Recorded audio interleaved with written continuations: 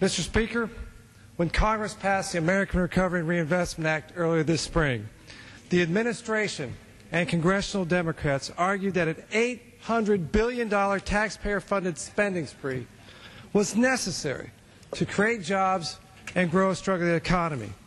It was rushed through with little time to review the policies that would implement this massive spending plan. I oppose this unwise scheme for many reasons. It will put an unbearable burden of debt upon our children and our grandchildren. It was loaded down with pork barrel projects to pay back liberal special interest groups. But I also opposed it because I believe and continue to believe that it will not grow jobs in our economy. The government is not, nor should it be, an employment service that mandates private sector hiring decisions.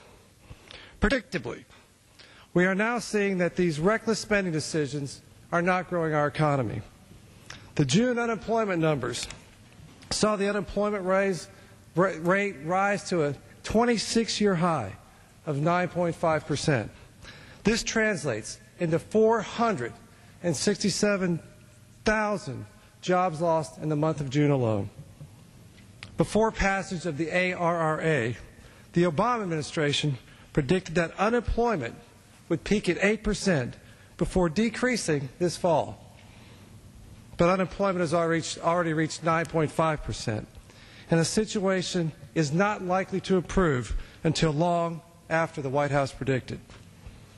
However, the administration hardly has cause to be surprised. In fact, after they sold this massive federal spending spree as a job creation measure, it turns out that jobs don't seem to be a priority at all. I'd like to bring my colleagues' attention to the funding announcement for the Smart Grid Investments grants, which received $3.9 billion in the Recovery Act. The Vice President himself announced this grant in April when he said, "This is about jobs, jobs." In the information provided to the applicants for this grant funding, one of the frequently asked questions is, will DOE use the number of jobs estimated to be created and or retained as a criterion for rating a proposal for funding? The answer, no. Let me repeat that again. Will jobs be used as criteria to determine whether or not this project will be funded? The answer from the DOE is no. In fact, the guidance goes on to say that DOE removed the criterion on the extent of jobs creation and now will require applicants to report quarterly on the number of jobs created and retained. Job creation was supposed to be the primary requisite for receiving recovery funds, and yet now it has been changed to simply a reporting requirement. This is typical Washington. Instead of creating more jobs, we're creating more paperwork. The Vice President now says they misread the economy, but the truth is they misread the solution.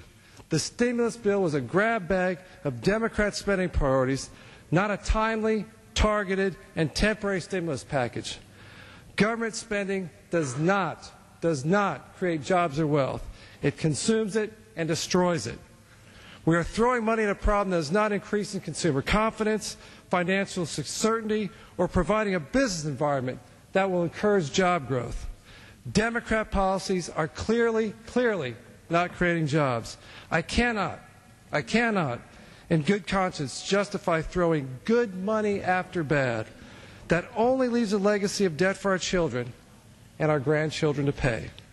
I will continue to oppose policies that I believe hurt the American people and the people I represent, and I will gladly work with my colleagues across the aisle whenever there is an opportunity to do so, because good policies that help Texans and help Americans aren't Republican and they aren't Democrat.